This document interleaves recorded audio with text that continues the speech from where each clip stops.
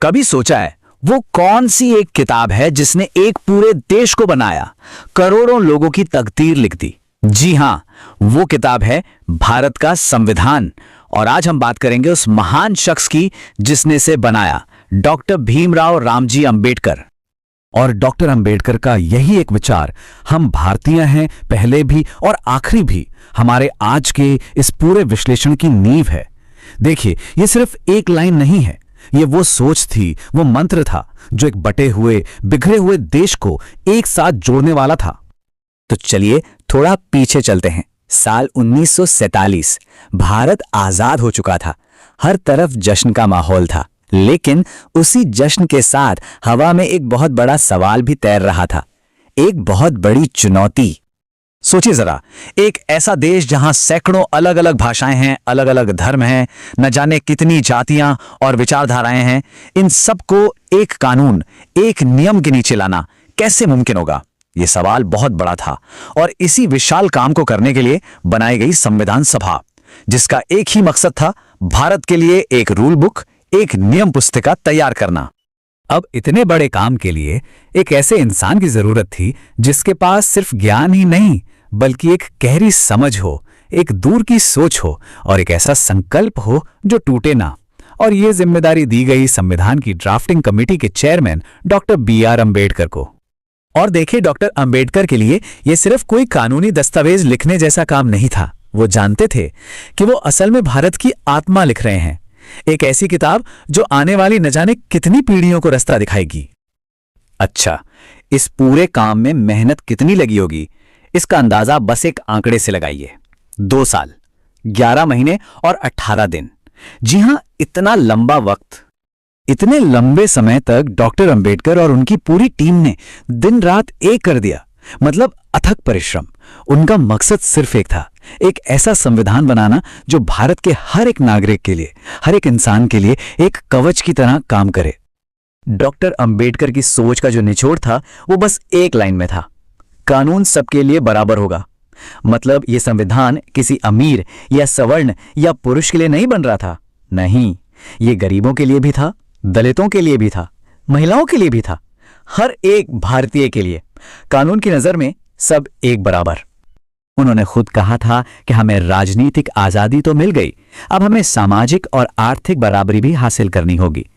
और यही सोच, यही एक विचार उनके पूरे काम का आधार बना।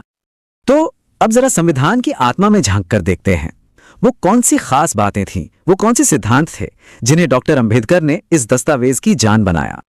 तो देखिए, हमारे संविधान की नींव जो है वो 5 बड़े खंभों पर टिकी है।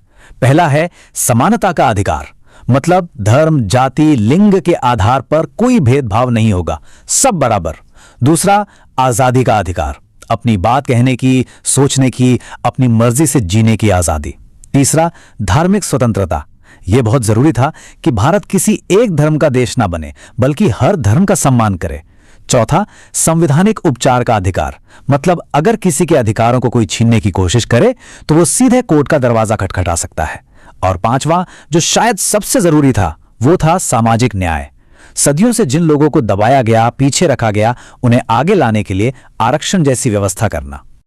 लेकिन रुकिए, अंबेडकर का काम सिर्फ अधिकार देकर खत्म नहीं हो जाता, नहीं, वो इन अधिकारों का इस्तेमाल एक और बड़ा काम करने के लिए कर रहे थे, और वो था एक राष्ट्र की पहचान बनाना, एक ऐसा धागा जो इतनी सारी भाषाओं, इतने सारे धर्मों के बावजूद हम सबको एक साथ बांध कर रखे।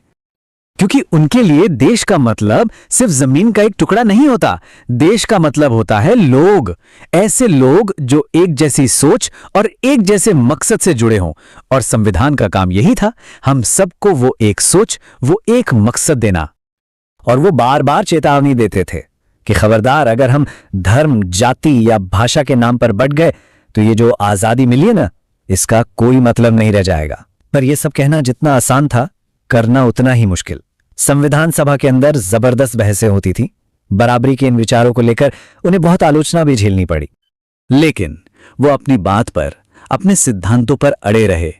उन्होंने साफ साफ कह दिया, मैं ऐसे समाज की भलाई में यकीन ही नहीं कर सकता जो अपने ही कुछ लोगों को छोटा या नीचा समझता हो। और उनकी यही जिद थी, यही मजबूती थी जिसने आखिरकार संविधान को आम जनता की आवाज बना दिया।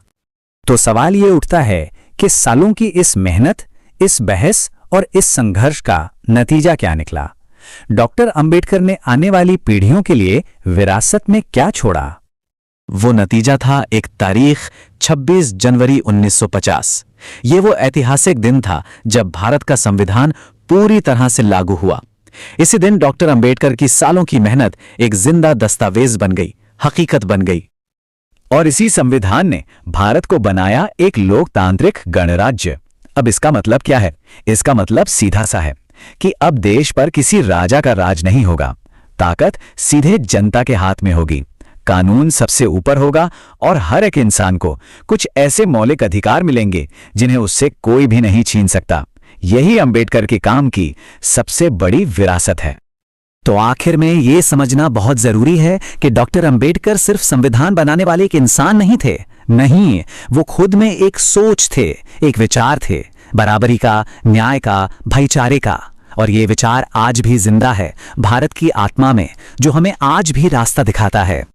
और जाते जाते ये विश्लेषण हमें एक बहुत जरूरी सवाल के साथ छोड़ जाता है। डॉक्टर अंबेडकर ने एक बराबर और न्याय से भरे भारत का जो सपना देखा था, क्या हम आज उस सपने को जी पा रहे हैं? इस पर सोचिएगा जरूर।